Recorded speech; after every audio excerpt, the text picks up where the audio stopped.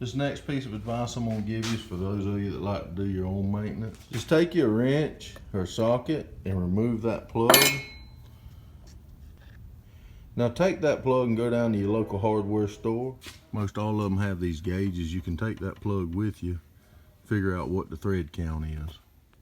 And they keep these different grease fittings. You can match that thread to figure out what yours is. Now that you've selected the right grease fitting for yours, you can now put it in your shop.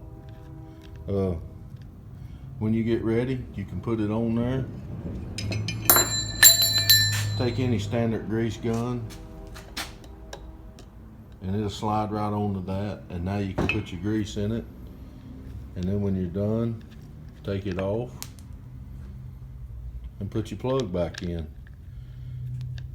Now instead of paying $8 to $12 for the little tube of grease that they have, if you have your own grease gun, you can do that same repair after the initial buy of that for about 15 cents worth of grease. I hope this has helped you, and I appreciate you joining me.